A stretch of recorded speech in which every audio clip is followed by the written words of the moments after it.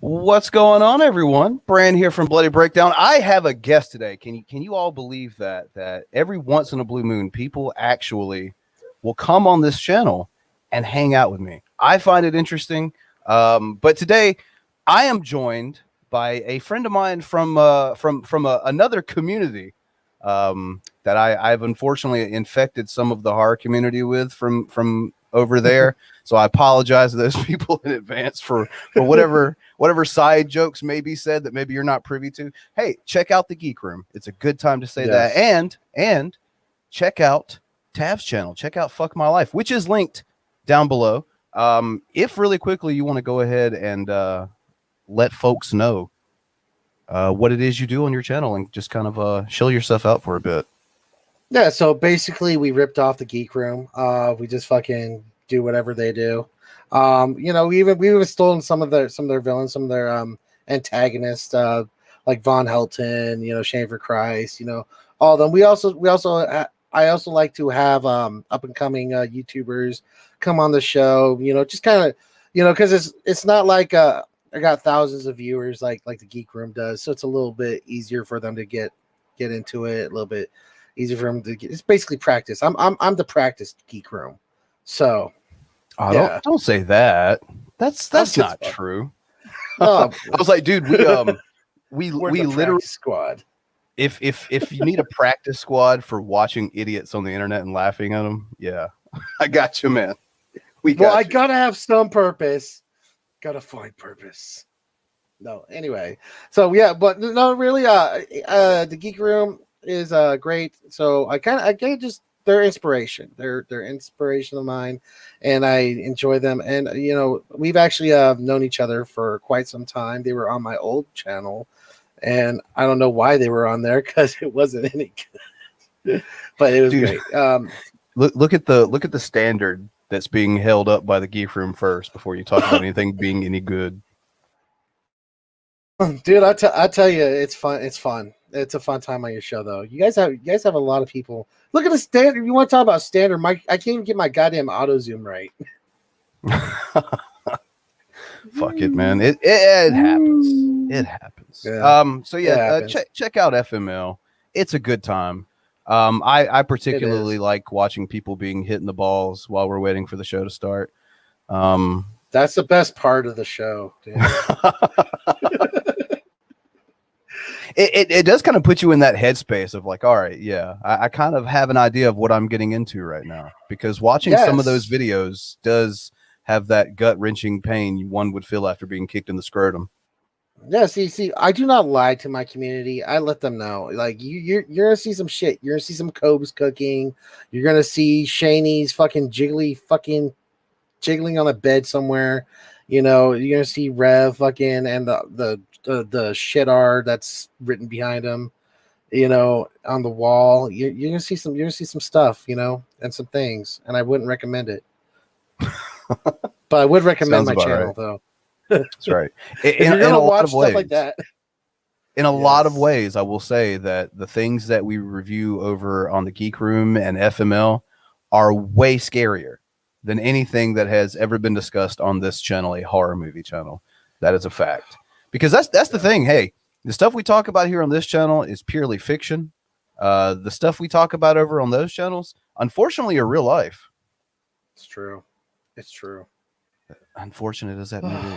God. So any topic at hand here, zombie films. So this is kind of interesting because I shared the trailer for Army of the Dead, which is coming out. Zack Snyder directed, starring Dave Bautista. It looked pretty interesting to me. I based on the trailer, it looked like something I'll definitely check out. But it kind of sprung up a conversation between you and I about top zombie Yeah. films. Now, you've kind of gone above and beyond. I've just kind of got my top 5 ready to go. I know you got your top 5 ready to go, but you've also Mhm. kind of expounded upon that list as well. So, Well, oh yeah, go ahead. oh well, that's because it's hard to figure out top five and top best and top five worst when it comes to zombies. It's because they're so the genre is so saturated right now. There's a lot of really bad ones, there's a lot of really good ones, and there's a lot of ones that are at least worth mentioning. And there's also a lot that are debatably zombie movies. So yeah, so I did some homework too. You gave me some homework to do. I watched Train to Busan, based on your recommendation. Oh, God, it's so good. Yeah, it is. But yeah, so I actually put some effort into this because I want to come prepared on your show. Right. You're a good show. And I do, well, I appreciate that, but I do want to go ahead and put out there. I know that, and we were talking about this pre-show. I know there's a lot of people that are, I guess, sticklers for what is and isn't a zombie film. So if you're one of those people, you may have a bad time here. Mhm. I will say I did try to stick to universally considered zombie films, but there is one I'm sure on this list that people are going to go, is that a zombie film? But like we were talking about pre-show, I mean, a lot of these are just kind Yeah. of melding of genres, but that zombie element is still definitely there. Yeah, I mean, well, if you want to go by the technical, definition of a zombie, none of these are zombie films. You know, Sure. they're, so I mean, it's really all for the viewer to decide. So Sure. Yeah. So since I said you kind of went above and beyond here coming here on the show, which I do appreciate. Do you want to go down your list before we start kind of going into our top 5 apiece? Yeah, I will go down the top five, and then I'll do some notable mentions, if that's all right with you, which it is because you just asked me to. But well, yeah, just like save the top 5. Save Yeah. the top 5. We'll kind of trade back and forth 5 5 4 4 going up. But like as far as your honorable mentions, and I know you kind of mentioned Yeah. something about worst movies. I didn't know if you wanted to do that one or not, but I could do that right now. Yeah. yeah, shoot. Go So ahead. what goes into a worst zombie movie? I gotta look at quality. I gotta look at productions, and I gotta look at how also how disappointing they are. There's a lot of really bad like F tier fucking zombie movies, but I'm not disappointed when I see a low budget zombie movie and it's low budget. So I gotta go off of several different factors. One of them being how disappointing they were to me. So top five, for number 5, and we can stop in between each one and have a little discussion if you want. For number 5, I picked Day of the Dead 2008. Oh God! That Why'd you have one to hurt my was feelings by bringing up that movie? it's well, you can't have a top 5 without it. Fucking Day of the Dead 2008 is a disappointing because Day of Dead, the original Day of the Dead was so innovative, was so just by the fact that they had a zombie that had some sort of cognitive ability, and it was really one of the first movies to really step up its makeup game and not really just put gray makeup on everything. The zombies actually looked for real, or not, well, as real as you would think a zombie would look. It was really cool. It was really innovative. It had a good story. It had great characters. Colonel Rhodes was always one of my favorite zombie characters of all time. So when Day of the Dead 2008 came, I was excited, and it was pretty much, besides the fact they had the smart zombie, it was nothing the way the original Day of the Dead was. It was very low budget. It was very cheesy. It was very crap. I did not enjoy it at all, and because I loved the original Day of the Dead so much, it knocked it down onto this list. The Bud Zombie, fucking, he doesn't eat people because he was a vegetarian in real life. That's what they went with. Like, really? You're right, though. It's like that original Romero trilogy, which I can tell you at least one or more are going to be on my list. I go ahead and reveal that now. But Yeah, that original Romero zombie trilogy or of the Dead trilogy is damn near untouchable. Each one of them are so good. And like you said, to see, we saw that remake of Night of the Living Dead. I'm wanting to say it was in the early 90s, perhaps. yes, the Rob Zombie one too. Not well, yeah. See, they did that one, and like there were some actual improvements. Not to say that, the original Night of the Living Dead is not a good film, but there were some honestly good improvements. Like the Barbara character wasn't like a hopeless idiot damsel in distress character. She actually is somewhat more of a badass. You see the remake of Dawn of the Dead in 2004, and that's a really good film for its own right. Yes. And then you see the remake of Day of the Dead in 2008, and you're looking, the original trilogy is really good. The remakes have been going well. They've all had their own merit to them. And then they hand you that hunk of shit on a plate. That definitely deserves to be exactly where you put it. Yes. No arguments or quarrels whatsoever. You know what makes a great zombie movie too is the sense of being enclosed in an area. Is when you're in the house in Night of the Living Dead, or when you're in the underground bunker in Day of the Dead, or when you're in the crematorium in Return of the Living Dead, you're trapped. You're trapped. It adds a good level of it adds more fear. It adds more stakes. It adds more stress to the situation. And also kind of nails in on a lot of people's fear of like claustrophobia and shit like that. Yeah, so definitely. And also you can flesh out the characters more too, which a lot of zombie movies don't do. Which is why I love The Walking Dead. I know people hate it now, but I thought exactly what you just said was really my big problem with zombie films. It's like it's the end of the fucking world, and you got 2 hours. So that character development, it's kind of rushed, which it has to be. So I kind of like the more relaxed environment of something like that. But I definitely get what you're saying. Exactly. So I'm gonna go into number 4. So if you thought Day of the Dead was bad, Day of the Dead Bloodlines was even fucking worse. It not only, at least in Day of the Dead 2008, Bud was a good guy. In Day of the Dead Bloodlines, Bub, excuse me, I keep saying Bud, it's Bub. Bub was a rapist. Nice, right? Yeah, fucking awesome. Take the only zombie character we've had up until that point that you've remade, the only zombie character that had any endearing quality whatsoever. Yeah. Turn him into a rapist. The whole point of Bub was to get you to sympathize with the zombies, to get you fucking think, hey, maybe they can't be reformed. Maybe look at them a different way. All they did with Bub in Bloodlines was just turn him into a freaking rapey zombie. I'm going to be completely honest with you about this one.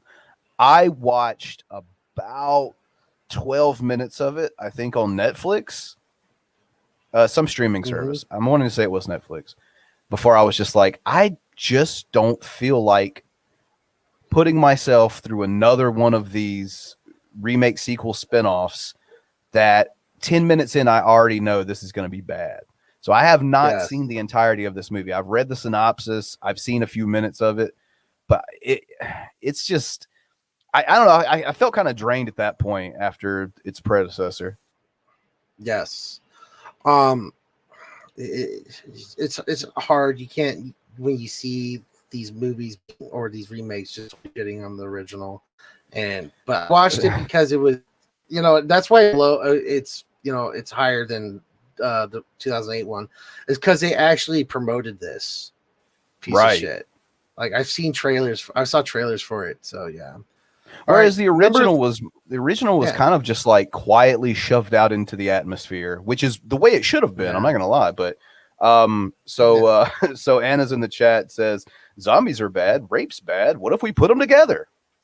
Uh, also, I want to shout out to my a part of the amalgamation that is Branson. Wilson's in the chat says, as an actual host of Bloody Breakdown, I do not support any of the opinions that Brand expresses. So thank you. All right, so you got what, number 3, right? Number 3, yeah, Warm Bodies.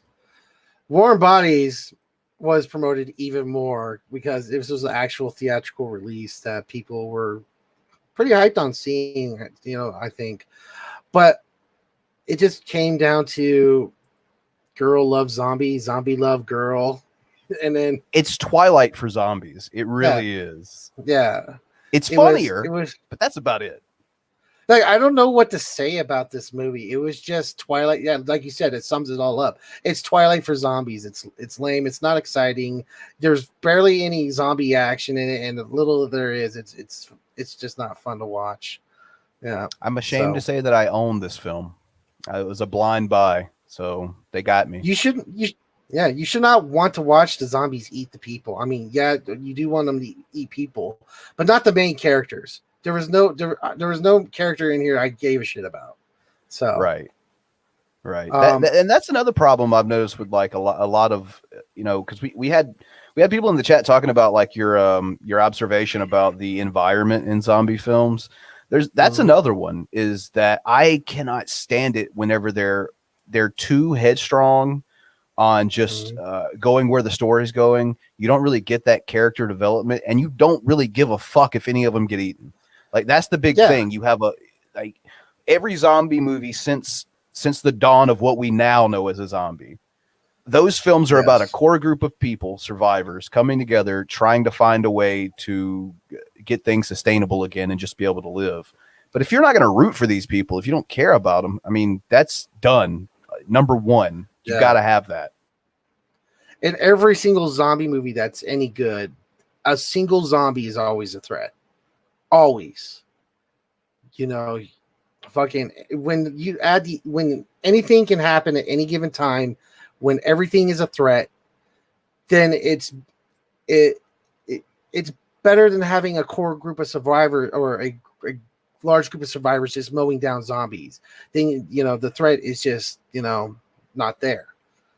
And that's why I'm gonna mention that in my top 5, why one of the movies is on there, because every zombie is a threat in that movie.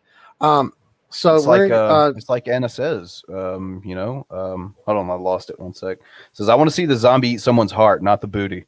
Right? That's I'm surprised that wasn't some sort of a tagline going into Warm Bodies, because that movie is fucking strange. It's fucking hot, yo. I would watch that movie, to be honest. What's up, Dries? How goes it? So number 2, House of the Dead. What cannot be said about this movie? Wait a minute now. Which one was this? This was the Rob Zombie one, I think, where they go to the island to find a party, but the party's not there, and there's only a bunch of zombies, and they gotta fight the evil doctor that made all the zombies, who's immortal. So, this sounds familiar, actually. I go ahead. I don't know if I remember it's based off a video game. It's based off a video game. If you ever done like the Shooter Zombie arcade game, that's called House of the Dead. Well, Rob Zombie made a movie on this. It's House of the Dead. It's basically these guys want to go to a island because they hear there's a party. Party people. Along with like this fisherman, a cop. It's so generic. It's hard to remember. A bunch of generic characters. Kind of shocked. It's like a slasher with a jock and a slut and like your cookie cutter characters. Yeah, and this is an example of making the zombies way too powerful. Like, I felt like it's like they were just picking them off way too easily, but the problem is that the characters you didn't care about, So I guess that kind of evened it out, but it was just freaking god awful. The effects they did this like stupid slow motion Matrix thing. Like they had this big battle with the zombies and stupid slow motion Matrix thing where they stop, they pause the character or the person. See, I'm thinking about them as like video game characters, not actual people. And it just pans around them. That's bad already off the bat. Yeah. It was just, Oh, my bad. House of Thousand Corpses. Why did I say House of the Dead? House of Thousand Corpses. My bad. See, I don't know shit about anything. No, House of Thousand Corpses. My bad. Yeah, but that movie sucks. Yeah, fuck that movie. It's not even worth remembering. What's next? Because this list is depressing. All right, this is the worst zombie movie, and I would understand if almost nobody knew what movie I'm talking about because it's so obscure. It's so like the only reason I remember it is because I saw it on the like you remember back in the day when like they had VHS and you go to the fucking video store. I had a Superstar Video. I would go down there, take the little and go through the horror aisles, and I saw this VHS tape. And I must have had a stuffy nose because I couldn't smell the shit at the time, but I picked it up and it said, "The dead hate the living." And I was like, oh, I want to see why the dead hate the living. So I went home, I popped in my VCR. Whoever had it before didn't rewind it, fucking asshole. So they were not kind. They were not kind. It did not rewind. So I popped it in. An hour and a half, 2 hours later, popped it out. Never wanted to look at it again. Nope. So what it is these people go to this like hospital, but there's like this shady lab in it. This shady little like lab with this shady little doctor character. And they're in this hospital. Just for some reason, a bunch of random teens who are, in their mid-30s. But and they somehow open a gateway to another dimension. And the whole hospital gets transported to this dimension. And there are several zombie characters in there who are roaming the halls of this hospital, killing them one by one. Because the dead are jealous. They hate the living because they are jealous that we have they're life. haters. And they do not. Huh? They're haters. Fuck. And there's this one great thing to emphasize. They did one really good thing that I enjoy, but that's it. To show us that they were in another dimension, one of the characters is like, okay, we got to get out of here. So he breaks like a door down and he tries to crawl in between like the doors. And like, his body starts going up and down and shit, and like next thing you know, he gets ripped in half, And I thought that was kind of cool to that, but I gotta give credit, even though it's number one on my hater list. The one decent part of the entire film. Yeah, huh? yeah, and it was super trash. The effects were trash. It was mid '90s, so I didn't expect it to be. Did it? Specifically, when you say mid-90s, I'm curious, did it come before 1996? Because that seems to be like around the time of that horror renaissance going into the late it was 90s. like around 94, 95, That makes a lot of sense, man. I swear, I think the whole genre was in the toilet in the early 90s, going into the mid-90s. Yep, exactly. I remember because in 96, I moved to a different place. It was like a year before that I watched this crap. So yeah. So that's my top 5 worst. I do have some honorable mentions if you want me to get into that real quick. This isn't just honorable. Would these be honorable mentions that didn't make it to the top 5, correct? Like the best ones? Or are these a little both? Okay, so for like a few of them most of them didn't make it to the best. But the one that didn't make it to the worst, I'm going to mention first, is the entire Resident Evil franchise. Thank you. The entire Resident Evil franchise. There is just, you know what? At first, I was excited for it, but when you can't keep your continuity, when you can't avoid certain tropes that everyone mentions in every single movie, and you do them anyway. I can't be happy with that. The continuity and it's just from movie to movie is so wild. It's like a bad game of telephone with that fucking franchise. It's like it's so crazy too, because like the video games are amazing, like groundbreaking video games, especially some of the earlier ones in their time. And I know there's a lot of people that really enjoy the Resident Evil movies. There are. but I am Yeah. not one of them. I'm fully on board with you here. I'm a stickler for continuity, and I've seen some Resident Evil movies have continuity errors in the same film. Yes. So that bothers me. I can understand if you switched out directors and shit, but it's all been done by what's his name, Paul W.S. Anderson. Yeah. Yeah, and it's pretty obvious why he made this movie. It wasn't because he's a fan of the genre or fan of the franchise. He's a fan of his wife, and that's all good and shit. But at least try to make the continuity work. Don't you throw in naked scenes of your wife or your wife naked on in the movie. That's your prerogative. But at least are you make sure we're not talking about Rob Zombie again? Because that seems to be that his too. MO. Well, I would love to see Rob Zombie's wife naked more, to be honest with you. I mean, just look in any movie he has, you're guaranteed to at least get ass crack at the bare minimum. I demand more. TAV demands more Sherry Moon zombie ass crack. Get on it, I Rob. need more what the Sherry fuck are you doing?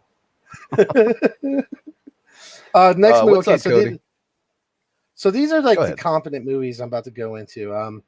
The notable mentions that I want to talk about because they deserve to be mentioned. Dead Snow. I enjoyed Dead Snow. Dead Snow was a good movie. I would recommend that. It's got an interesting story. It's fun. It's fucking fun. Zombieland. Zombieland's a fun franchise. I love it. Yes. Woody Harrelson's always great in them. Fucking Woody Harrelson is a god at this point. I'll give you that. I mean, it's a really good cast, and the sequel they made, I had so many reservations about, but it ended up being really good. Yeah, it was really underrated too. Right, it kind of came and went without much. Like there was a lot of hype going into it, but like once it released, dead. But I never really understood it. I thought both of them were really well made. Yeah, well, that's what happens when you have a successful franchise, and people are going to nitpick it, and it probably won't do as good. But you know what? And people are always wondered about what's next. Like once you've established this is a franchise. Yes. Sometimes people are always okay, well, what's next? All right, that was good. What's next? And people don't really marinate and live in the moment of what that film actually brought to the table. Yes. I'm also going to bring up a film I brought to your attention, The Omega Man. Omega Man. Yeah. What's that movie with Will Smith? You said it earlier. I Am Legend. I Am Legend. That movie is based off the Omega Man, which is a 60s or 70s horror film of basically the same story. One last man on Earth, or at least he thinks he's the last man on Earth, runs into someone who might not be the last person on Earth. Zombie / vampire guys go. They're wearing dark robes. That's the difference. They're wearing dark robes. They're a little bit more civilized, but they're fucking zombie / vampires. And he's got the blood that cures it. So yeah, Omega Man, check it out if you're a fan of I Am Legend. Right. World War Z. It's another one of those. It's another one of those that are like people will contend if it's a zombie film. But once again, I think if you see enough elements show up in a movie, you can kind of go ahead and label it a zombie film, even if it is like cross subgenre. All right, so I want to talk about World War Z. Not so much the movie though, the book. The book by Max Brooks. Fucking brilliant piece of writing. World War Z was a competent movie, but I kind of don't like it because of what it did to the book. It did not follow the book at all. If you want a good horror story to read, or you want a good account of the zombie war, it's basically this reporter who's going around the world getting other people's perspectives on the zombie war and you'll see it from a whole bunch of different angles that you never thought you would see it, an actual zombie war happening. So I love the book World War Z. The movie's competent. So yeah, I'm gonna have to check out the book then. I've never read the book. You never read World War Z? Dude, you're gonna love it, bro. Dude, you would love it. The book is way better than the movie. You are. I'd say I've anyone who I know that has read the book and watched the movie, and not even just like people that are typical about the book's better than the movie, still give me the book's better than the movie. So I'm gonna have to check it out. Yeah.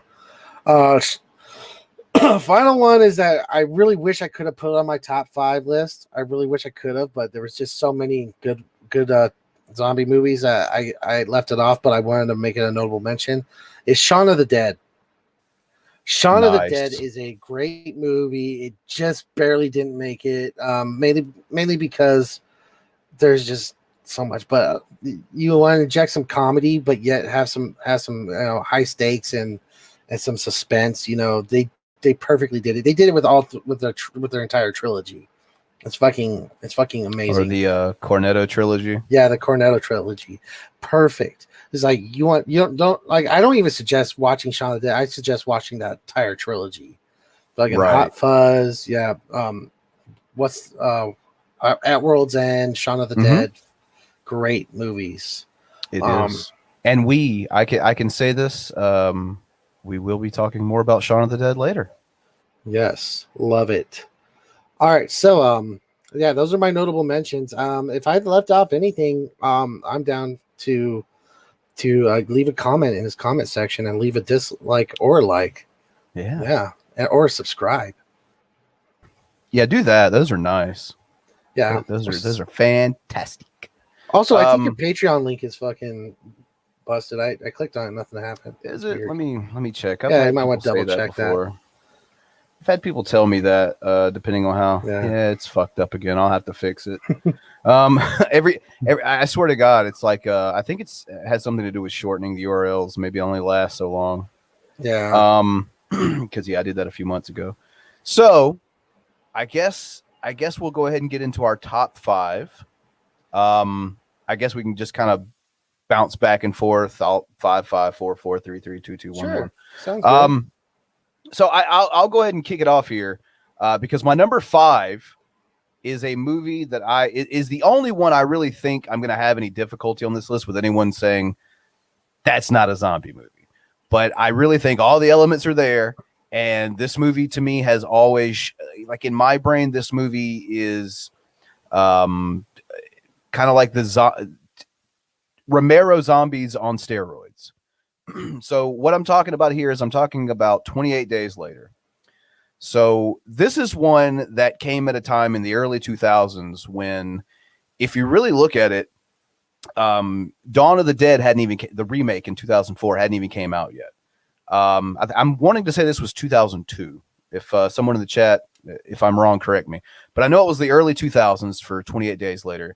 And the subgenre, the zombie subgenre had kind of fizzled out to the point to where it was, I guess, straight to video stuff, which, I mean, you still see a lot of that because it's that type of film where you can make it fairly easily if you have certain resources. But 28 Days Later was one that I think not only rejuvenated the subgenre, but also took it a step further in that zombies are no longer, or zombies of old were, one of them, unless they got you by surprise, not too much of a threat. Not too much. Really, when the numbers game starts catching up with people is when they really have issues with zombies. I won't say all the way up until this point, but in mainstream zombie films for the most part. So they give you what I essentially consider zombies. They give you zombies on steroids that are not slow moving. They're very fast. They're very ferocious. They seem like you were mentioning earlier, you said a good zombie movie, in your opinion, would be one where any one zombie was a threat. If that's the case, 28 Days Later is definitely falling into that category, because any single zombie, or no matter which one to call them, infected with rage, I guess is how this movie kind of goes about it, is a threat. Yes. I think this movie's, I like how they take our main character and kind of give him the Walking Dead treatment. Like, you're not there from the beginning to adjust. You literally wake up in a world that has changed, and he is your venue into this film because you're thrust into this world cinematically the same way he is in the film. Yeah. So he's kind of like your tour guide. I really appreciate that kind of thing. It's character driven, which is something that we mentioned earlier. You have a lot of issue with sometimes in zombie films. A lot of people are just fodder. They're just there to be a dick and get eaten in 5 minutes. You don't really have too much of that in this one, although there are the human dicks, especially in the third act of the film. And it also kind of upped the ante on like how you can be infected, because no longer is it just a scratch or a bite. It's literally any kind of body fluid that comes in contact with you and enters your body in any way, you're fucked. You're now infected with rage. You're done. There's a scene in this film where a small droplet of blood falls from an elevated area right into a guy's eye, and it's donezo, game over. Something that small, and it's like a really, like I said, it's character driven. So it's like a father and his young daughter is now kind of being thrust into this group. He's no longer a part of it. So as far as the zombies, every single one of them are a serious threat. It's character driven, and it gives us something new to the genre. I don't see how you can go wrong with it. So that's my number 5, best zombie film of all time. You also got to consider the contribution it held. I mean, like literally after this, a couple of years later came out the remake of Dawn of the Dead. Right. And I think it might have really pushed people into actually making that movie, and also it gave you another perspective. It gave you like, oh shit, like and a realistic perspective, because that's how disease works. It's not just a bite; it could be spread any number of ways. So they establish how infectious it really is, and that's something I really appreciated. And like you said, do we get that zombie resurgence of the 2000s without 28 Days Later? I'm not so sure we do. Maybe Dawn of the Dead comes around and Zack Snyder kills it anyway. Maybe that still happens. I don't know. But is the interest there to begin with without 28 Days Later? Exactly, because I think 28 Days Later, people were there was a lot of chatter about it. A lot. I think you're right. It was 2002 because I remember watching it with my girlfriend in my sophomore year. So, but I was not really watching it. I think I have one thing that sucks about this film, in my opinion, and I think it's to its detriment now, but I think it kind of set it out back then. They filmed this movie like very rudimentally, like the equipment they used was not even up to par with that time. Like they wanted it to look really dark, really grainy, really old school, which I think it served it at that time. But if you watch the movie now on like a 4K TV, it looks like dog shit. It is so bad. Like it sucks. And that, as technology continues, it's only going to get worse. But other than that, I have no real issues with this film at all. And that's just kind of it's a good film. I see why you have it at your number 5. It's and you're right. People are going to debate whether it's a zombie, but I think, like I said to you pre-show, a zombie. If you go by the textbook definition of a zombie, now these are zombie movies. But a zombie is really up to whoever's watching it. So that's always fun. Right. So what's coming in at number 5 for you? Number 5 is going to piss people off because it's the fucking OG. It's the original. It's fucking, I understand why it should be large, but like you said, fucking it doesn't really hold up as well. And today it's great. It's original, and I appreciate it. I appreciate the history, but I rather watch the other movies on this list than this one, but it's still great for that reason. It's on this list. Night of the Living Dead, the original Night of the Living Dead. Like I said, the stakes are high. The zombies are threatening. It was like the one zombie at the very beginning just does a lot, of damage. It even picks up a rock and starts smashing a window. I mean, there's a legitimate threat from each one of these zombies. Each fight with a zombie, especially in the beginning when they're pretty much clearing the house, is not easy. So I love that. It kind of gets a little easier as it goes on, but I attribute that to them, learning that they can, get away a little bit faster than they think, or, they learn a little bit of the weaknesses. They don't like fire or whatever.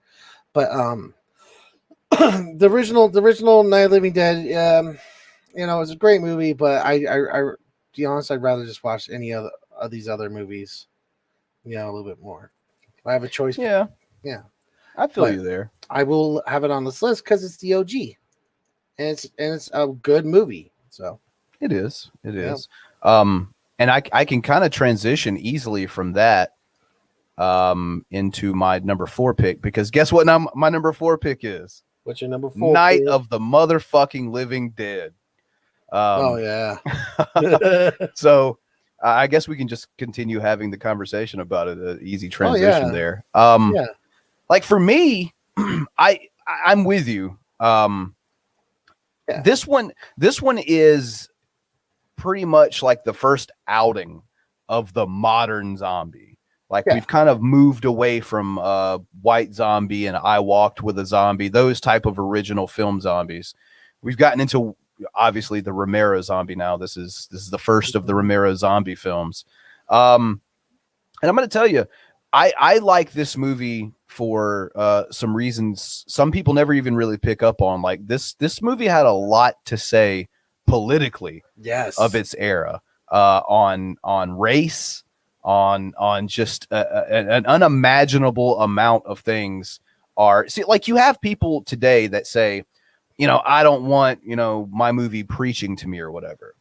Why can't you do it like this movie did? And they talk about an old movie. Like I've actually heard someone, in the same vein say, I don't want my movie preaching to me. Why don't they give me movies they used to make that were really good back in the day, like The People Under the Stairs? And I'm like, you fucking dolt. Like, you didn't It even is pick too up on it. stupid to realize. You didn't pick up on any of those elements. Like, they were there then. Yeah. But it's got a really incredible message to it. I think, to my knowledge, I'll go out on a limb here. I don't recall any other film before this putting a black lead in the film. I don't recall any other movie doing that. And if I'm wrong, someone please let me know. But the balls on that, on George Romero and everyone to say some of the things he was saying with that film, to put a black male as cast as his lead, which the character wasn't written as a black male. It was the guy who auditioned for it, Dwayne Jones, I believe his name was just the best at the audition, so he got the job. So it introduced to us the modern zombie. It had some balls to it, especially to come out in 68 or something like that. So yeah, it's been outdone in terms of what it created. Yes. So I mean, that's to be expected, but it is still, like you said, it's the OG. It's the OG. It's got to be on the list. I kind of had to do this too. You want to go to my next one? Yeah, sure. All right, so I kind of had to do this. I had to make this a tie because both movies are great and they're great for different reasons, and also be a great opportunity to discuss why they're great for different reasons. The Dawn of the Dead, the original Dawn of the Dead, and the original and the Dawn of the Dead remake are my number 4. And the reason why I put them at number 4 and didn't just make them different is because I want to talk about them at the same time.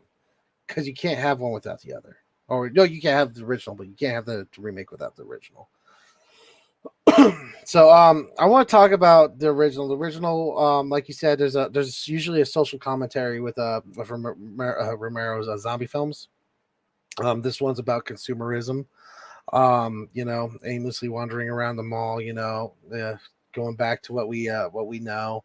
Our basic instincts of wanting to be somewhere comfortable, and the mall is where we choose. I love that. The zombies were a little bit better with the makeup this go around. They actually painted their faces because it was Night of the Living Dead was in the black and white, so they really didn't have to do that. I love that they show, like, especially in the beginning where they're clearing out that apartment complex, and you can see people like wanting to hold on to their loved ones, but it's even though it's really horrible for them, and the desperation as they're trying to find a place with their helicopter. Um, it's just a great movie. It's not my favorite movie of the genre, but whenever it's on TV, I always throw it on, and it's always exciting, especially at the very end with the big fight at the end. That's always good, and it's also got that scene where the flat-headed zombie gets his head chopped. So with the helicopter blade, I love that part. So yeah, It's always good to have some just yeah, overt gore in there. I mean, it is a zombie movie at the end of the day. yes. So now to talk about the remake. The remake opens up and it's just fucking balls to the fucking wall, and I love it. I fucking love it. And there's lots of tension, there's lots of stress. I like what they did with Andy. To add a little bit more because I cared about Andy. I was a little bit upset that I didn't get a little bit more Andy. Fucking I love what they did with the news clips. Even in the commentary on the DVD or the extra shit on the DVD, I went through that and saw like all the extra like news clips that they had prepared, and it was kind of cool. So I thought overall the movie was really fun. The zombies were threatening. They were scary when they had that big fat lady zombie. I forgot her name. That's an example of how to make every zombie menacing.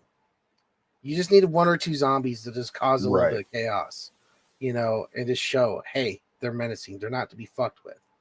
So Yeah, it's good to do that. It's like because what we were talking about earlier. It's like I understand the whole strength and numbers behind zombies thing, but if you really go out of your way to show that, yeah, in a horde, these guys are damn near unstoppable. One on one, they still pose a threat. yes, If they don't establish that, that's already points missing for me right off the bat. yeah. And that's also the environment factor too with these movies. Dawn of the Dead is that it's a little bit claustrophobic, even though it's a huge mall. They're stuck there. It's a little bit claustrophobic, and the claustrophobia is you're also fighting that. And I love how the remake did that, showing how they're like trying to keep sane by doing different activities, and I just loved it. So it was great. 'Tis an amazing piece of film. Both of them Yeah. are really, Yes. honestly. It's I don't know how many films Zack Snyder had under his belt when he took this, but I don't think he had been around too long. No, I think it was one of his first. I'm one to say it was too, but holy Yeah. shit, dude, because that's such a crazy film to sit there and actually try to recreate, like a remake or a reimagining, whatever you Mhm. want to call it. Like for Well, me to sit there and say, okay, you're in charge of bringing a cult classic, one of the best zombie films of all time of this genre, to a modern audience. That's pretty big stakes, and I think he nailed it out of the park, man. It's good. totally, totally. And he didn't fall into the trap of trying to recreate everything. He didn't fall in that Right. trap. He made it. It's just like from the get go, it was like his story, but he respected the original story too. You know, I love that about it. I love it that it's a completely new story. If I want to watch Dawn of the Dead, I'll just fucking watch Dawn of the Dead. If I want to watch a remake, I'll watch remake. But if I'm not going to get the same story out of either movie. Right. All right, Right. yeah, That's what's up. all right, I will say that that's it is kind of difficult picking between those two movies. Like when I was making this list, I was like, oh yeah. fuck, it is kind of difficult. Sometimes you gotta give the tie. Sometimes you just gotta Yeah, be like, yeah, tie, fully here you go. acceptable, fully Yeah. acceptable. Um, so moving into the top three here. My next one is nobody's gonna say it's not a zombie film. I'll give you that, but some people kind of complain when that comedic element gets thrown in. I am not one of those people. I think that reinventing a genre to include elements from other genres is kind of brilliant, and if done Exactly. properly, can work very well. So that is why my number three is Shaun of the Dead. I absolutely love this movie. It has taken uh a subgenre that I really love in the zombie subgenre. It is successfully melded it with comedy. I do like Zombieland, I really do, but when I was making this Mhm. list, I was like, I don't want too much comedy involved. I kind of want to spread this out and really make it a good top five list. So I kind of wanted to narrow it down between those two, and I think Shaun of the Dead wins out for me. It's a Yeah. movie that's like memeable to this day. Like when the COVID stuff first came out, I heard so many people saying, go over to the Winchester, have a pint, and wait for this to all blow over. Like it's memeable and memorable to this day. Even though the movie came out in I think it came out the same year as the Dawn of the Dead remake or somewhere around that Yeah. area. Once again, I kind of maybe can contribute some of its success to 28 Days Later again, kind of revamping that. But it's a funny movie. It really is. I think anytime you bleed two genres together, you run the risk of leaning too heavily on one or the other. There are moments in this movie that are hilarious, that are frightening, that are heartbreaking, all in one film. So it's for me, if the conversation ever gets brought up about zombie films, Shaun of the Dead's got to be in that conversation.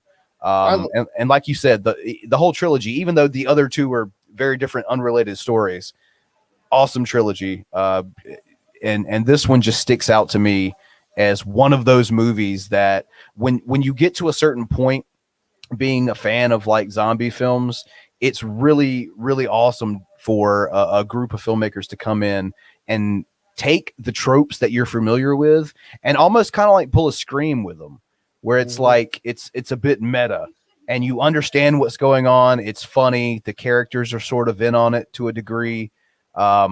And it's fucking amazing. I don't know what else to say about this movie that hasn't already been said, but I thoroughly enjoy it. It broke my heart to leave it off my list. It was really hard for me to because I love that movie so fucking much, and if it's ever on, it's on TV randomly. That's what I stopped stop clicking. Stopped clicking through the channels, so I just leave it there. But I do understand if people feel like it should be on the list, and I think maybe it's possible I could have got it wrong on that, but at the same time, it's hard to do. There are so many good zombie movies. There's I was telling you while I was making this list, there's so many good zombie movies. Like I'm not sure. That's why I had to do a notable mentions because it wouldn't be fair if I didn't say anything about Zombieland. Not Zombieland, like Dead Snow, Zombieland, Omega Man, World War Z, Shaun of the Dead. It's like these are all great things that I want people to know about this media, And Shaun of the Dead was just fucking perfect. The way it's a perfect example of show don't tell. It's like you got red on you, and then you see the evolution of the joke, or they talk about the gun over the bar, There's so much foreshadowed that yes, when you look at it, you're like, they're not even going to capitalize on a lot of this shit, but they do. Every single even little thing shit comes you back. might miss the first viewing, like when the roommate looks at the friend. I wish I could remember their names. The roommate looks at the really bad roommate looks at the friend and goes, "I'm going to kill you." And at the end of the movie, he's the one that fucking bites him and kills him. It's like fuck. It's just little shit like that. You got it's one of those things. It's got multiple viewing opportunities because you can look find shit like that. I love that going rewatchability, being able to go back and find something interesting and different every time you actually go back and watch it. It's such a good movie, and it's one of those things because, like I said, man, it's really hard to walk that line between comedy and horror. Yes. It's difficult because a lot of people try it and fuck it up. They rely, I think, inadvertently too much on one or the other genre, and it kind of overtakes it. So this one for me, like I said, any movie that can make me laugh, be afraid, and pull at my heartstrings at the same time, like, Sean's mother dying. It's like, come on. But then in contrast, you have them beating the bartender to death with pool cues as Queen plays in the background. And then later you have someone being mauled. So it's all there for you. So I'm having a good time. That movie's fucking great. Yeah, oh man, I should put it on the list. But fuck it. But on top of that, it's just like it feels natural. The dialogue is great. The script writing is great. It feels like it It's not forced. It's like, you got red on you. It's like, oh yeah. Good shit. All right. That was your turn, right? So Yeah, it's time for your number 3. so my number 3, and a lot of people are gonna be mad at me because I put this above Dawn of the Dead, but I legitimately like Day of the Dead better. I love Day of the Dead. Maybe because it scarred me to some degree. Maybe because I was a little too young to watch it. But it was one of the very first zombie movies. There's 3 movies on here where I've seen. I saw Night of the Living Dead first. That was my first zombie movie I've ever seen. There's another one I'm going to get to that was second. But then Day of the Dead. And Day of the Dead, I recommended to a friend, and he watched it in front of his grandma. And it's like, Good no. Yeah. I was like, he called me up. Like, he was like, dude, I watched that fucking movie in front of my grandma. What's wrong with you? I'm like, I didn't tell you to watch it with your fucking grandma, dude. Yeah, like I'm going to suggest you watch a film called Day of the Dead with your grandmother. She'll love that. Yeah. I'm surprised she made it past. I'm surprised she made it past all the arms coming out of the wall at the beginning. Well, I mean, look at the box art. It's got a guy without a jaw on it. His tongue just dangling.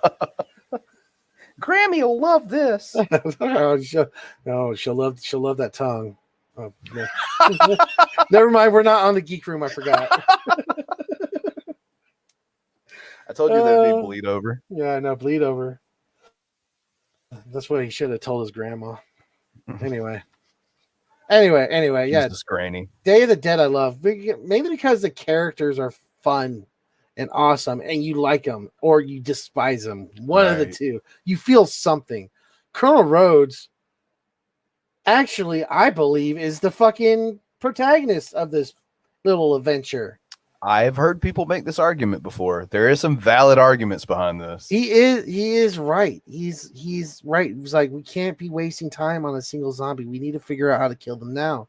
We're running out of supplies. And I've been in the military. I've seen how this works. You gotta cut. Sometimes you gotta cut sling load. And in this kind of environment, you can't have a weak link. You just can't. Maybe he was a little dickish about it. Yes. Maybe he was a little rapey about it. I do not condone that. Colonel Rhodes, you are a rapist, and therefore you're a dick. You know? Yeah. You can't defend that part. Like, as far as his motives, as far as moving ahead with how to deal with the situation, yeah, sure. Maybe a little dickish, but those intentions, I think, were correct. As far as being a cunt personally, I don't know what to tell you, man. That's no bueno. You could be a complete asshole and be completely right. You know that. Yeah, so it's true. Yeah, I mean, just look at us. Except for the right part. Yeah, right. So, Colonel Rhodes, my least favorite character was the guy that, even though he caused the exciting scene at the end, I was like, why is this guy here? Is he here just to be like a little whiny little bitch the whole movie? Like, literally from the beginning of the movie all the way till the end, he's crying pretty much. It's like, bro, pull it together. That would be me if the zombie apocalypse happened. I'd just be in a corner crying somewhere. Like, it's fucked. We're done. Yeah, but you wouldn't be like causing people's deaths and shit. Nah, I don't think I'd be that inept. I would just be in hopeless despair. Yeah, this guy in 2 separate occasions caused one very major occasion, but in the first occasion, what they lost one of their buddies. I would be pissed off too, to be honest with you. Like, I love how there's always like I it kind of put me in mind of something from Dawn of the Dead. Like, do you remember that there's always this one like person who is a complete and total fuck up? Like, I think back to Night of the Living Dead, where they have this plan of, all right, there's a gas pump out back. All right, we've got the keys to it. We just got to get the truck out there, and then we're gonna fill this bitch up, and we are leaving. We're fucking hitting the bricks. Yeah, and in 5 minutes, well, no, the one kid, I think he's supposed to be like a teenager. Yeah. In like 5 minutes, he, instead of putting the gas in the car or the truck, sets the truck on fire by spraying gasoline all over it, completely uproots the entire plan, kills two people. I think two people that were still He in the shoots the gas tank, doesn't he? Or, gas pump, like a fucking moron. and the gas is just spraying everywhere. Gas flammable. What? Fuck, man. There's got to be at least one character. Like you talk about the tropes of characters or whatever in certain films. Zombie movies, on the whole, typically do have that one character that's like, yeah, fuck yeah, I'll help, and fuck everything up. Yeah. Oh, I was so glad when he died, but he did fuck everybody in that movie. What was he? Like, even the guy who was supposed to be the bad guy did not look as bad at that moment. I was like, yeah, he wants to hang out in the basement. Let him hang out in the basement. This guy wants to shoot gas pumps, I guess. So get not as bad as that dude over there. And over there, and over there, and over there, and over there. Miserable failures. You got to have at least one, you know? Yeah, but Day of the Dead was fun. I love the end. Oh, and also the reason why it has to be on this list, the reason why is what they did with Bub. And I mentioned this in the crappy remake part, but in the original movie, Bub was sympathetic. Bub was learning, and he was a lot of people rooting for Bub.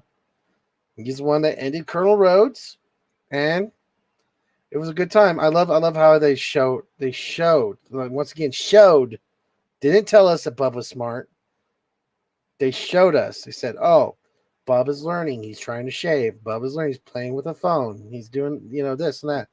Well, and just it just keeps it progressing throughout the movie.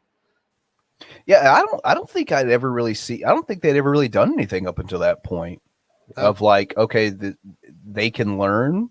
They're potentially redeemable characters. This is something that they never really ventured into at that point, and I think it's kind of a testament to like Romero's storytelling. Not only does he have a lot to say about the real world, but he evolves the concept not once but multiple times of a zombie. Exactly. Yep. So that's my number 3. Love it. Love Day of the Dead. I highly recommend it if you haven't seen it. All right. So moving in to number 2 now. This is one you'll be very familiar with because, like you said, I just said, hey, take a look at this one. My number 2 is the most recent entry on this list, and that is Train to Busan. Because holy shit. This is another one where I talked about earlier about like Shaun of the Dead being able to do several different things. And we talked earlier about character development. And there's a lot of character development in this movie. You find out people's flaws right off the bat. You find out people's intentions. The characters, especially like the main character, the father is, trying to be a good father, trying to be a career man. It's got a lot to say as far as like developing actual characters that you care if they make it to the end of this film or not.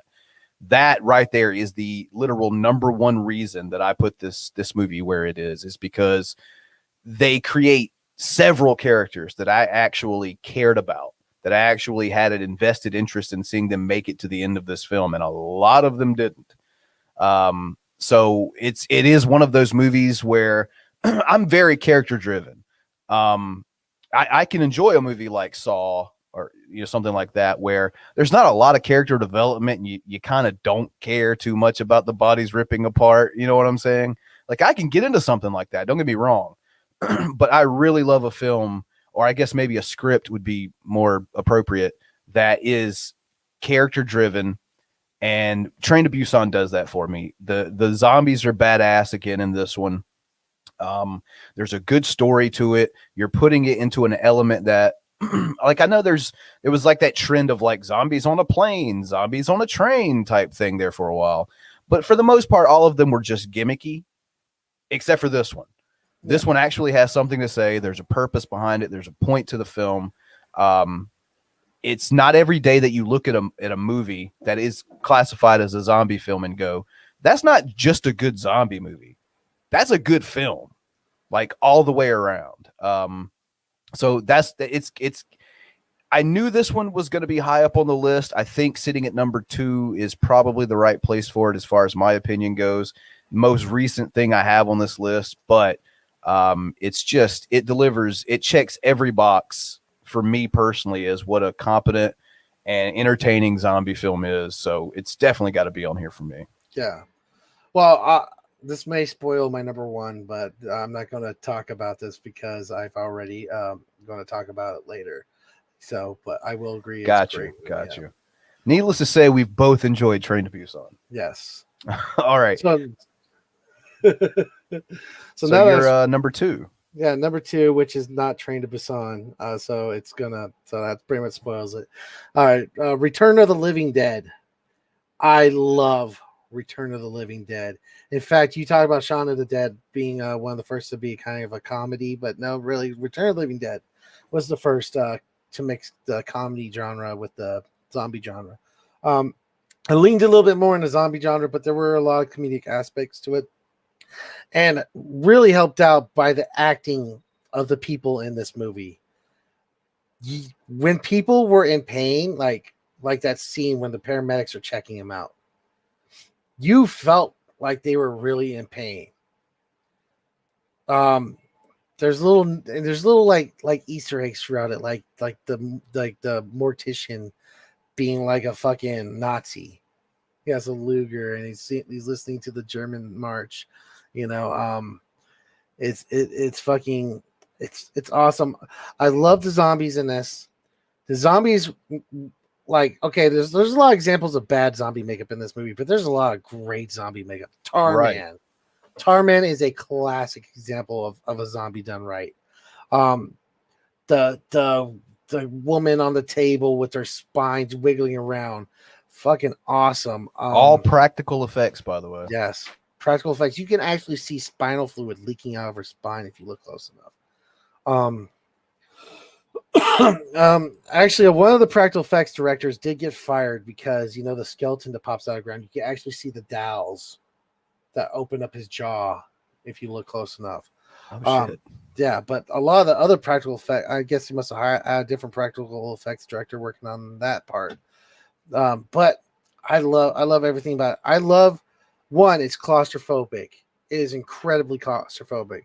These people are trapped in a crematorium, which have like these metal like drop down windows and shit. And there's another group trapped in a factory, and you can see the threat of a single zombie. They really emphasize how threatening a single zombie is.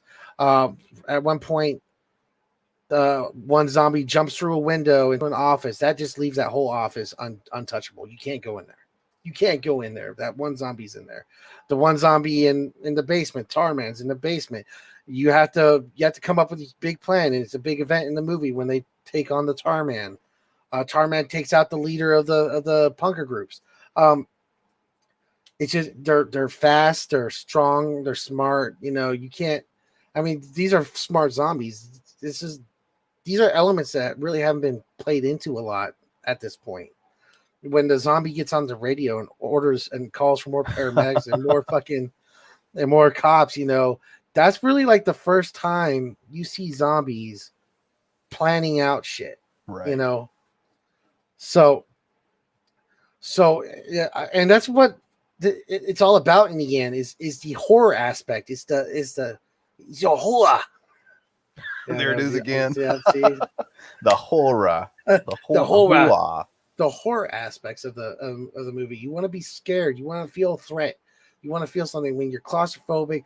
All these smart zombies are and fast and strong. You can't. It's not as simple as like running past them or finding a way around them. They're going to follow you and they're going to catch up, and you're going to slow down eventually. So I mean, is there a better threat? The only way you can't kill them. You cannot kill them. They go for the head. The brain, killing brain does nothing. It just pisses them off more. Only way you can do it is chop them up and fucking incinerate them. It's the only thing you can do. And that just makes the problem worse. Right. I think one of the things I like most about this was seeing a lot of people, because you got to think, like, I wasn't born when this film came out. Mm-hmm. I missed it by a couple of years. I think it came out in 85? Yeah, like 85. It's 2 years older than me. Same here. Yeah. So going back and watching it after I had already seen like for example, a couple of the Friday films, and I was like, hey, it's the enchilada guy from Friday the 13th 6, and holy shit, it's Tommy Jarvis. It's Tom Matthews is in this. Like, so that's what kind of drug me into it, even though even though this came out before some of the movies that I'm talking about, the order in which I watched some of these movies, that's what really pulled me into Return of the Living Dead, was some of the recognizable names in it. And once I did watch it, I was like, okay, they're doing something different here. Like, I can really appreciate this. And like you said, there is that injection of comedy in it as well. So it's one of those movies that I really appreciated as a kid, and I don't think I've ever lost that appreciation. Yep. Also, if you want to see some nice, some nice graveyard dancing, it's always a good time. I love it. Classic. And I can't emphasize enough that the acting, the two characters that are working together is phenomenal. They're chewing the scene a little bit, but in that movie it works. It does. It's good stuff. It is. I don't think there are too many people that would consider themselves like a fan of the zombie subgenre that would have much negative to say about Return of the Living Dead. Yeah. Like, of course, you're just common everyday movie critics are going to have a lot of issues with it, but I think like they've really satiated their base, the people that movie is really for. It's legitimately it checks all the lists. I've had nightmares about that fucking movie. Like, I can't say that about many movies where I've had a nightmare about it, or I have a nightmare being put in that situation, being in that fucking crematorium. That's what good horror movies do, and I hate to say it. If you give me a nightmare, you end up on the list. That's the thing is sometimes, especially for me, it's like I notice a lot of the things that really stick with me after watching a horror movie, especially being a almost 34-year-old grown man now. Some of the things that stick with me are just so odd. So I kind of feel you there. Like people hate the Blair Witch Project, but the ending of that movie leading into the first piece of score you have in the entire film, which is so just weird and disturbing, sends chills down my spine. And I remember being a kid watching it and just like, yep, I'm not going back in the woods for a long time. Dude, I was scared as fuck to Blair Witch. I remember watching that. But I was like, what, like 10 when it came out, 10, 11, 13, around that time. Yeah. When it came out, and it was just like, oh shit, but it was and it also pioneered found footage. Yeah. I mean, know whether to like it or love it or hate it for that, but other than there's really only like two films that you can even contend that with. So there's like Cannibal Holocaust, which is kind of I don't know anything else before that even hit on anything found footage. And there was another one that was lesser known. I don't even remember the name of it, but it was some kind of Jersey Devil type found footage like film. But yeah. It's what made it popular though. Oh, for sure. I mean, like Cannibal Holocaust had so much working against it for it to be, a big commercial success like Blair Witch was. Yeah. So I guess I'll go ahead and get into my number one here. And I have no idea what your number one is, so that ought to be really cool too. But interestingly enough, we have already discussed my number one as well. I know a lot of people, based off that clue, can probably already guess that it is indeed 1979's Dawn of the Dead. Once again, while making this list, I tried not to make it just all Romero films. Like Day of the Dead barely missed the cut on this one, even though I did include Night and, of course, now number one's Day of the Dead, or Dawn of the Dead. For me, this is just, it's like you said earlier, it's the OG, it's the grandfather of all zombie films. Mm-hmm. What he started with in Night of the Living Dead, I think he perfected with Dawn of the Dead. In this, and we made reference to this earlier, but kind of harping back onto what I was talking about, the social commentary of the first one. You mentioned it earlier. It's very clear and very present here in this one. Capitalism, consumerism, things of that nature. Romero always had something to say in his films. Always had a commentary on the way he viewed the world and the way the world was actually working at whatever point in time he made these films. And especially like the first three, they're all a different decade. Night in the 60s, Dawn in the 70s, Day in the 80s. And the world changed a lot in between all these films. But he always had a message. He always had something to say. And the films always delivered, especially Dawn. I know a lot of people kind of consider it the end all be all, and as far as zombie movies, and I find it hard to disagree with that. There are contenders for that top spot, but in my opinion, the only one that's ever going to win out is Dawn of the Dead, the original, and the remake. It's another one that I'm sad didn't make the list, but I think if I had an honorable mention really quickly, it would probably be the remake for Dawn of the Dead. I'd probably throw Zombieland on here at some point in time.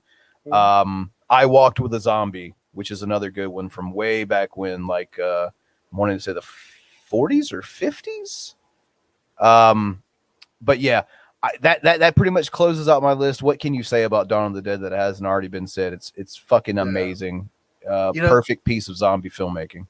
You said honorable mentions, and I forgot to add this onto mine, but Fido. I like Fido. Fido's a good one. That's actually not bad. I went into it thinking I was about to watch a bunch of shit, but it's not a bad movie. No, it's not bad at all, and I enjoyed it.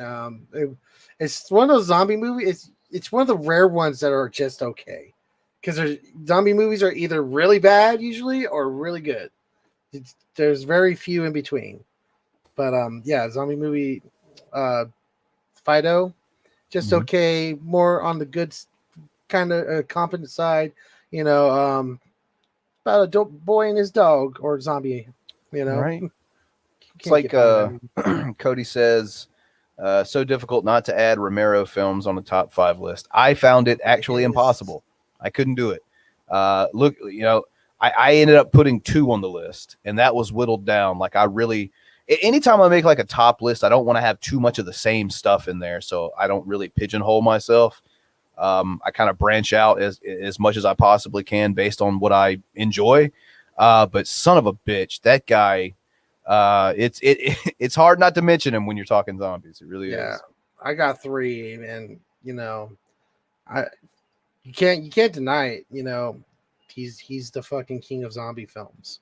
It's just how it is. You can't have a top 5 list without the king on there, multiple times. So I don't know. So your number 1 was pretty good. I wish I could. I made that like my number 4, but that's the whole point. Is like a lot of these can be interchanged out, and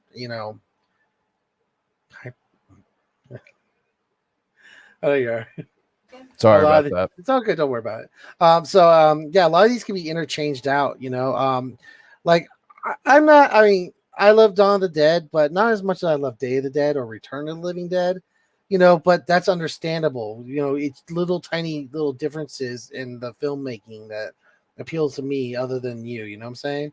It's not because one's worse or the other. It's just maybe I prefer a different style zombie movie. Maybe I like a little bit more gore. Sure. Maybe you like a little bit more commentary. It's fucking, or you like a little bit more comedy. Those can all be changed out. It's up to the, it's up to the watcher, to the viewer. Very true. Now this movie, the number 1 on my list, I was talking to you, and what happened was like I saw the Train to Busan person on your thumbnail. And I was like, oh shit, I never watched it. So I asked you, I'm like, should I watch it? And you just gave me a resounding fuck yeah, you should watch it. So this movie was rated so high when I checked out the reviews, I decided to buy it on iTunes and watch it on my phone while my kids watched the cartoons on their TV. And there's only this and one other zombie movie, Shaun of the Dead, has ever done this to me and made me fucking tear up at the fucking end. Made me fucking tear up because I cared about, and not only tear up, but like there were times where I was like upset when a character bit the dust. Train to Busan was an excellent fucking zombie movie. And that's hard to say. Usually, if I gotta read text, I'm just fucking already. You docked a point. Right. I gotta read. Fuck this. Read. Oh, but I was enjoying it. In fact, it was so good I didn't even notice that I was reading. I didn't even notice. It was just like, oh, yeah, I was following along, and the text was part of the movie.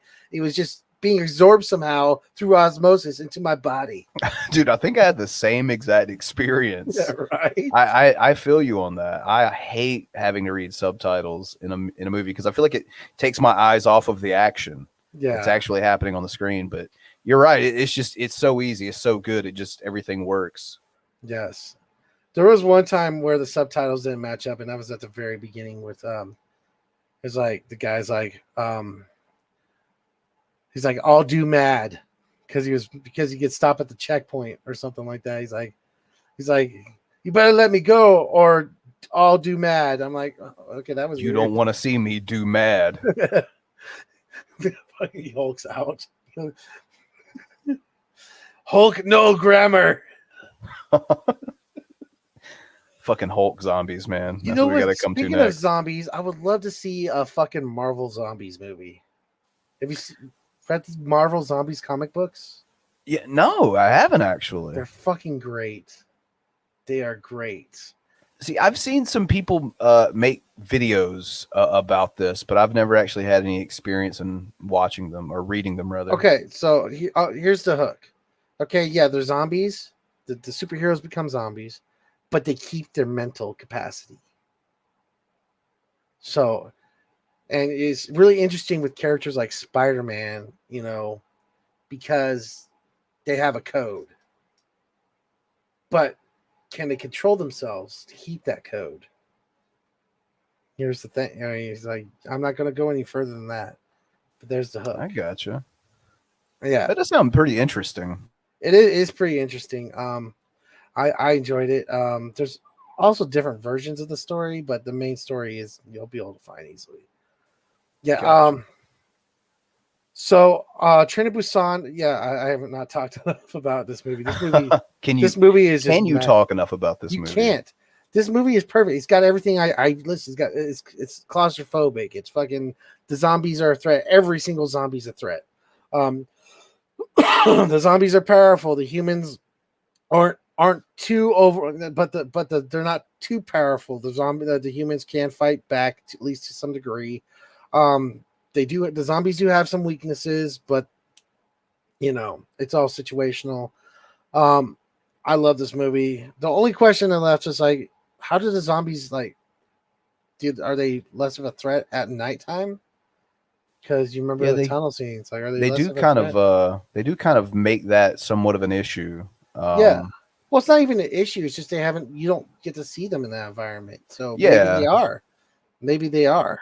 So, interestingly enough, there is a sequel in pre-production right now. So we'll see how it goes. No, there is maybe. No, there's a sequel already, and it's shit. Is there? Yeah. Train 2 sucks. Train 2? Train to Busan 2 sucks. See, I just recently heard that there was an idea for a sequel bouncing around. They might be remaking a sequel, but maybe so. There has been a sequel that came out, and it sucks ass. So that's disappointing. Yeah, well, it's to be expected. If a good movie comes out, someone's going to do a cash grab. Yeah, so, you got to watch who gets the rights to that. Yeah.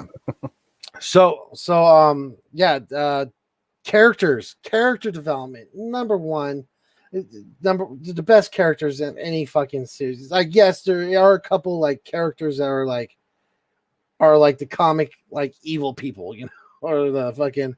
There's got one guy who's just he's just a dick throughout the entire movie.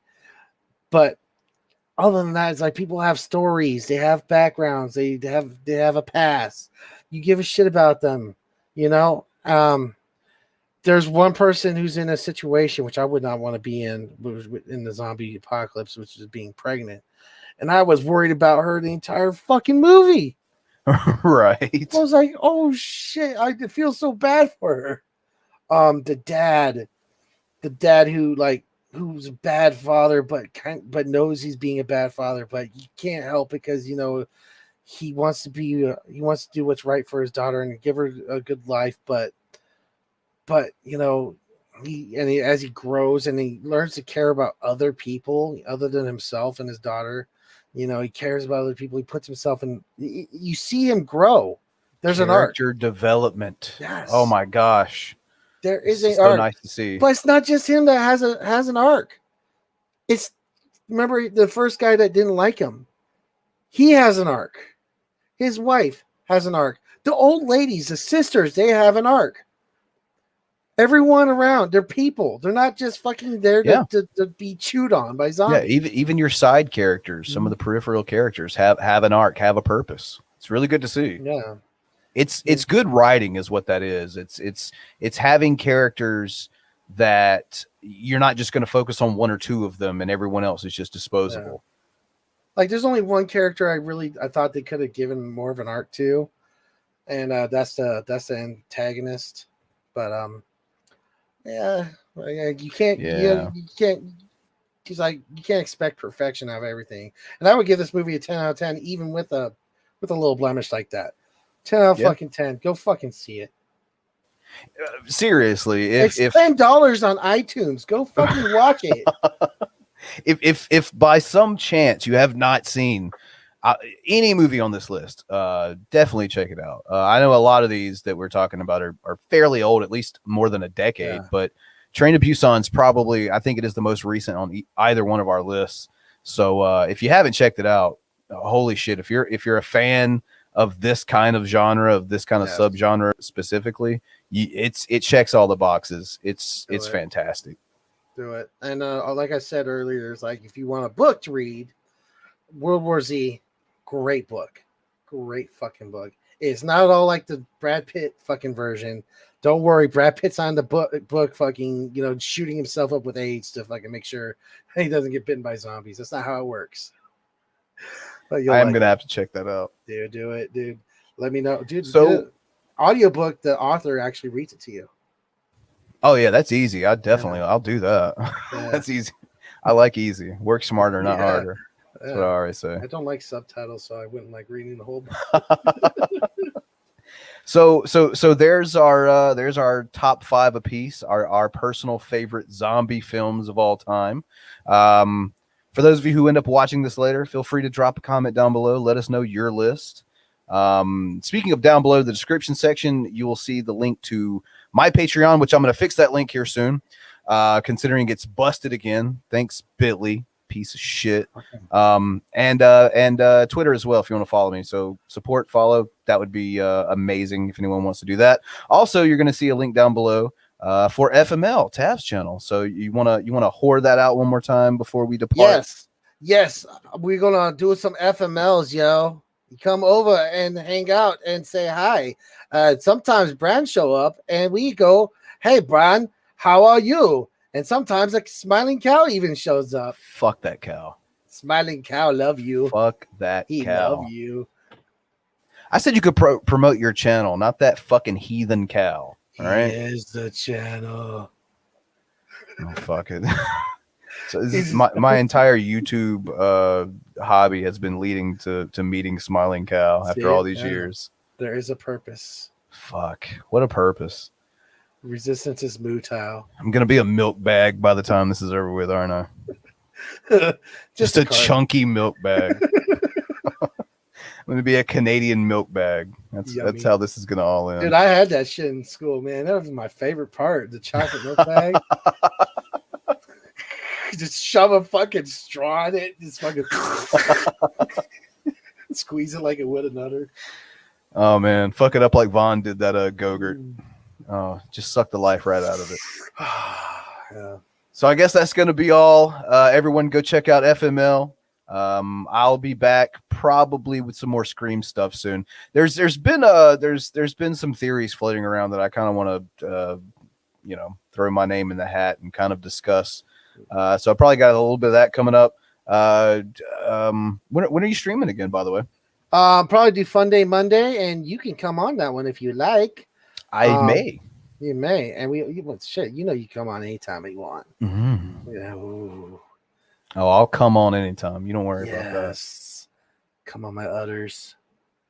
Because you had me until udders. No, no, I don't know. But yeah, Geek Room's got Salt Mine tonight, so I guess that'll about do all the shilling / whoring for the channel. Don't you bring up that goddamn cow. Oh, don't you do it. It's happening. I'm gonna end the stream before you can No. readjust to the cow picture. Why would you do that? And that's all, ladies and gentlemen. I'm Brand from Bloody Breakdown. Thank you, Tav, for joining me. This cow's got to go. Tav has been and we will get you all next time. That fucking cow. See you Moon Day. Don't do it.